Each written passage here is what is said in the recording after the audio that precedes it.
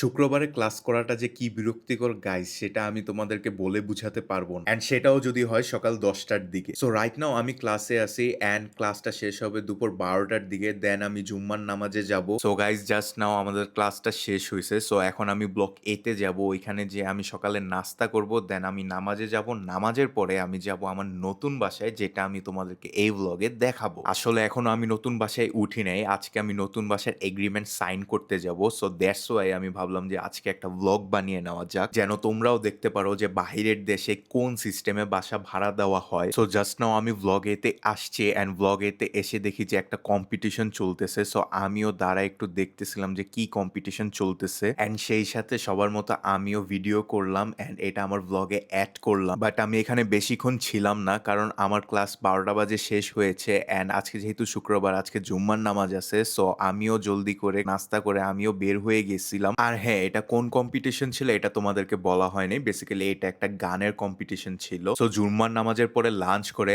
আমি আর আমার Burmese friend yen নতুন বাসায় এসে পড়ছি কন্ট্রাক্ট সাইন করার জন্য। এবার আমি অ্যান্ড আমার বার্মিজ ফ্রেন্ড ইয়েন একসাথে বাসা নিচ্ছি। আমি মিডিয়াম রুম নিব অ্যান্ড ও স্মল রুম নিবে। সো নর্মালি মালয়েশিয়াতে 1 ইয়ারের কন্ট্রাক্ট থাকে। সো যেহেতু আমার আগের বাসার 1 ইয়ার কন্ট্রাক্ট শেষ হয়ে গিয়েছে, দ্যাটস ওয়াই আমি নতুন বাসায় শিফট হচ্ছি। অ্যান্ড তোমরা সবাই জানো যে আমার আগের বাসাটা ছিল বেসিক্যালি পাহাড়ের উপরে, দ্যাটস ওয়াই আমার যাতায়াতে অনেক বেশি কষ্ট হতো। অ্যান্ড এই বাসাটা হচ্ছে আমার পাহাড়ের নিচে হওয়াতে আমার জন্য অনেকটা সুবিধা হবে। অ্যান্ড গাইজ তোমরা সেই সাথে দেখতে পাচ্ছ এই বাসায় অনেক বড় একটা সুইমিং পুলও আছে। সো এই বাসায় উঠে গেলে সুইমিং পুলে ডুবাডুবি নিয়েও আমি একটা ব্লগ ক্রিয়েট করব। অ্যান্ড সেই সাথে আমি আমার নতুন বাসার ফ্লোরে এসে পড়ছি। সো এটা হচ্ছে আমার নতুন বাসা। বেসিক্যালি এখন লিভিং রুমে আমি দাঁড়ায় আছি। আমরা যেটাকে ড্রয়িং রুম বলি সেটাই হচ্ছে এখানে লিভিং রুম। সো তোমরা দেখতে পাচ্ছ লিভিং রুম দিয়ে বাহিরের ভিউটা অনেকটা এরকম। সামনে কোনো বিল্ডিং না হতে পুরা ফাঁকা, সামনের ভিউটাও সুন্দর। তো ফাইনালি আমার রুমে এসে পড়লাম। এটা হচ্ছে আমার রুম। বেসিক্যালি আমি এবার মিডিয়াম রুমটা নিয়েছি। আমার আগের বাসায় আমার রুম ছিল মাস্টার বেডরুম, বাট এবার আমি মিডিয়ামটা নিয়েছি। তোমরা দেখতে পাচ্ছ সিম্পলের মধ্যে গর্জিয়াস একটা রুম। তো রুমের মধ্যে বেসিক্যালি একটা টেবিল, একটা ছোট আলমারি আর খাট আছে। এন্ড গাইজ এটা হচ্ছে আমার বার্মিজ ফ্রেন্ড ইয়েনের রুম। বেসিক্যালি এটা স্মল রুম। এই স্মল রুমেও একটা খাট, একটা টেবিল আর একটা ছোট